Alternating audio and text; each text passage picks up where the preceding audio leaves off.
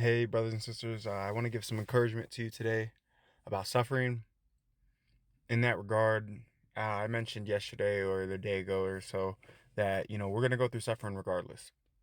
And with that being true, there is a perspective of enjoyment of it. Now, at first glance, that might sound weird and or crazy, but think about it. To put that in a carnal, simple-minded aspect, think about working out. A lot of you work out or have worked out, and before you went to work out, you felt horrible.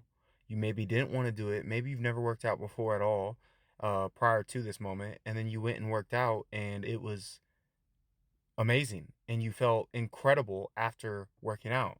But before you worked out, you felt horrible. You felt crappy, immobile, and so on. And then you went and did what you didn't want to do, or that seemed difficult or unbearable. You did it.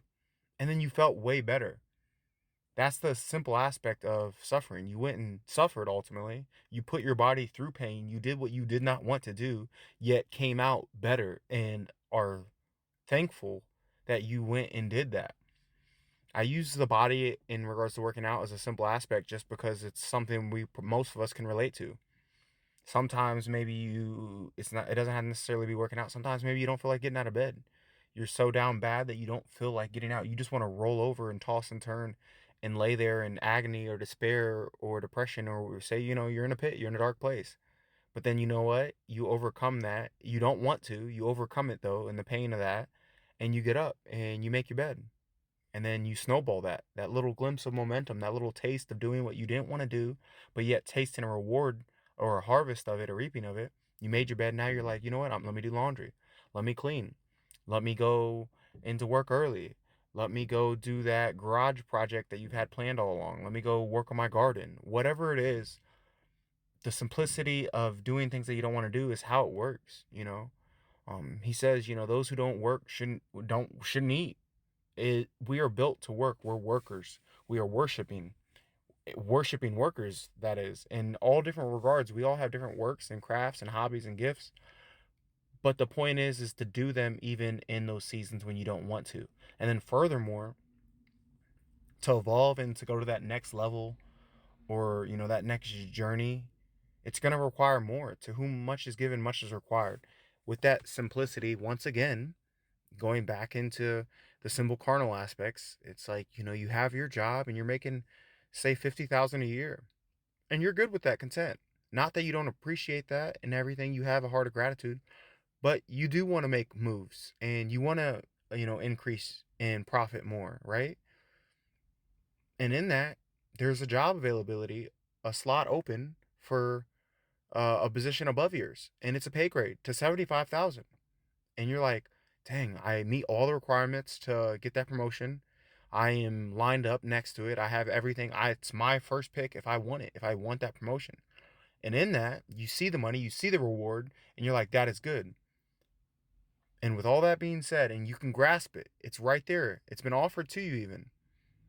But we can't forget, and sometimes our eyes get bigger than our belly. We cannot forget, with that promotion, what's going to happen?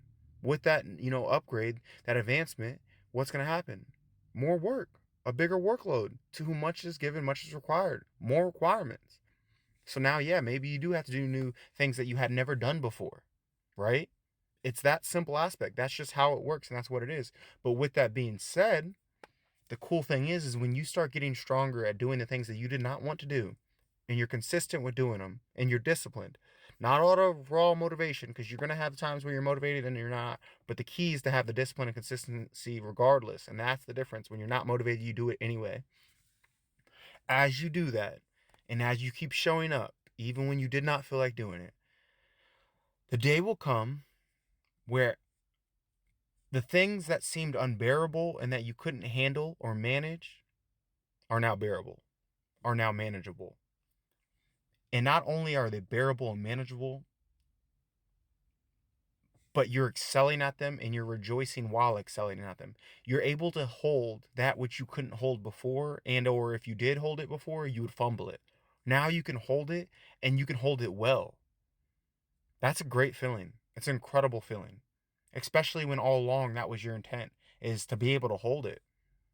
but you lacked in different areas. Maybe you didn't know, but the good teacher knows. And since he's a good teacher, he's going to help equip you. He's going to help enable you to do that which you desire, because what the righteous desire will be granted. That's what he says. And that's what he does, because he's a good father. And he says, that of an earthly father knows how to give a good gift, and he's wicked. How much more does a heavenly father know how to give a good gift?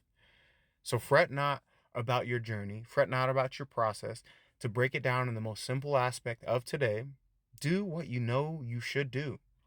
James 4:17. So whoever knows the right thing to do and fails to do it, for him it is sin. I know it's going to be small, and that's perfectly fine. In those small things, you have to understand to show up regardless, not with expectation to be like, all right, you know what? If I go, I better get this, I better get that. Don't come in with that mentality. Just show up and show up again, again, repetitively, over and over, consistently and faithfully. And then in due time, that day will be there that you were hoping for all along deep down.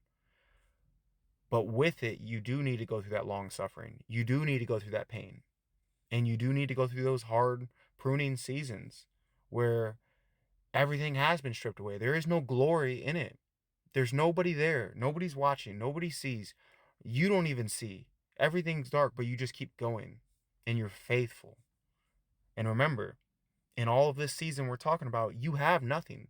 There's no glory yet. You haven't got to that master level, that promotion. You're brand new. You're going through what you could say your metamorphosis, or puberty in this aspect of your spiritual level, right? Or in this next season of your life, there's growing pains.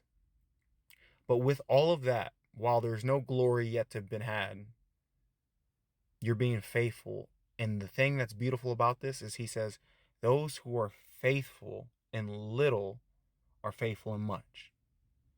With that being said, when you're faithful when it was unbearable, when it was unmanageable, when it seemed unobtainable, when you were frustrated, when you were crying, when you were long suffering, when you were in a grievous state, when you couldn't sleep, when whatever, right? I'm telling you, when that sun comes out, when that season comes, when you are now able to handle it and prosper it, enhance it, bless it, whatever that it is for you, right? You'll be faithful. It's a guarantee. It's in the bag. It's automatic because you were faithful when you had little. It's his word. It's a promise. Those who are faithful in little are faithful in much. So when you were faithful in that little season and that next season comes of that much, you're going to be faithful. And that's the beauty of it. So it is guaranteed and it is locked in.